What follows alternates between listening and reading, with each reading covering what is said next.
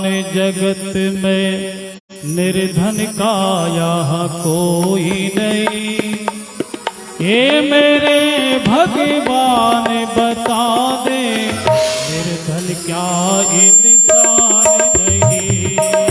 हे मेरे भगवान बता दे निर्धन क्या इंसान नहीं।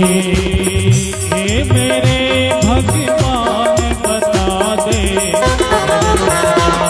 इंसान नहीं। हे मेरे भगवान बता दे निर्धन क्या इंसान नहीं।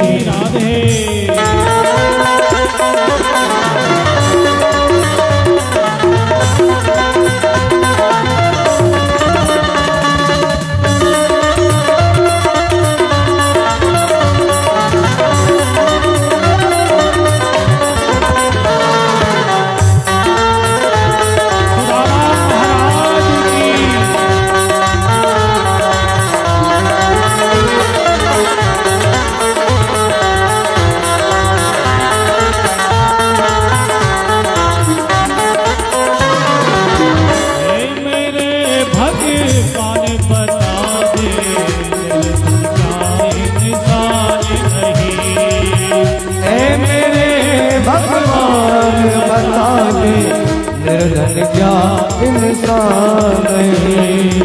हे मेरे भगवान बता दे निर्धन क्या इंसान नहीं। सुदामा जी स्मरण करते हुए भगवान की ओर जा रहे हैं। जब भी जीव आत्मा भगवान की ओर अग्रसर होता है, तू चल एक पग मैं चलूं पग 60। कभी भी जीव आत्मा हम भगवान के प्रति अग्रसर होते हैं तो परमात्मा को पता पहले ही लग जाता है। भगवान के हर आवाज उसके कान पहुंचती है। बहुत सूक्ष्म है वह परमात्मा और बहुत विशाल भी है। राई को 20 हिस्सा, राई का दाना कितना बारीक होता है उसके 20 हिस्सा करिए। राई को 20 हिस्सा तासे 20 होए, उस 20वें हिस्सा को और 20 करिए। ताते अति लघु भयो और उससे भी और छोटा करिए, तब मिले ही जगदीश। अपने आप को गला दो बिल्कुल। हम क्या है? कुछ भी नहीं है। शरीर दिया है पंच तत्वों के द्वारा, जन्म देने वाले दूसरे, जिसपे शरीर भी हमारा अधिकार नहीं है। क्षिति जल पावक गगन शरीरा, पंच तत्व अति अधम शरीरा। हमारा इसमें कुछ भी नहीं है, सब भगवान का दिया हुआ है। इस प्रकार का जब भाव रहता है तो तब मिले ही जगदीश। एक चींटी भी अगर अपने पग में घुंघरू बांध करके परमात्मा के लिए नाचती है तो पहले तो चींटी देखिए, फिर उसके पांव देखिए, फिर उतने छोटे घुंघरू लाइए। तो परमात्मा वो कान से भी बिन पग चले सुनई बिन काना। भगवान सबकी सुनता है। ऐसा संसार में कोई व्यक्ति नहीं है जो परमात्मा को पुकारे उसे सुने ना। आज चले जा रहे हैं भगवान की याद करते करते और आगे बढ़े तो थक गए जो सोए, और जैसे ही नींद खुली तो भगवान के द्वारा दिव्य द्वारकापुरी में ही सुदामा जी पहुंच गए। जैसे ही नींद भंग हुई, भैया राम राम, राधे राधे,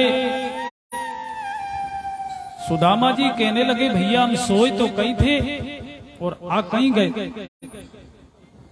कहने लगे भैया जो राहगीर थे कि द्वारकापुरी कितनी दूर है। सभी मुंह तरफ देखने लगे सुदामा जी के। महाराज जी ये द्वारका ही तो है। ओहो ये द्वारका है तो मेरो कन्हैया कहां पे है। सभी भौचक्के रह गए। कहने लगे कौन कन्हैया। कहने लगे भैया वो यहाँ का राजा है। कहने लगे महाराज इस प्रकार से हमारे सरकार का नाम मत लीजिए।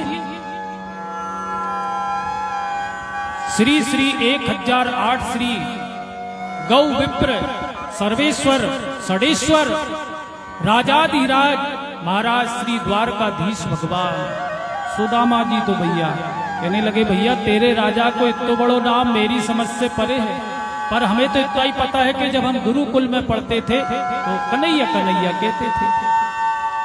कहने लगे भैया ठीक है, जो तुमने नाम बता वो तुम्हारे सरकार कहाँ रहते हैं। कहने लगे महाराज जितने भी जो भवन दिख रहे हैं ये उसी द्वारकाधीश के हैं हमारे राजा के। और जैसे ही सुदामा जी आगे बढ़े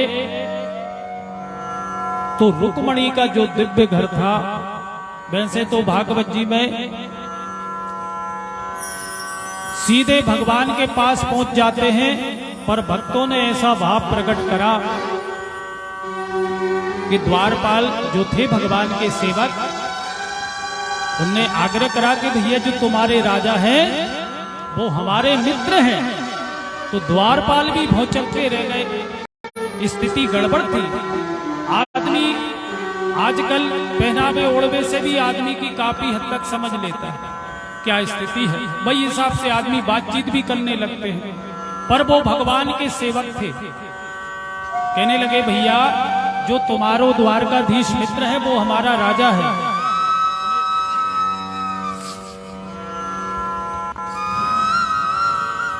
देखो देखो ये गरीबी का कृष्ण के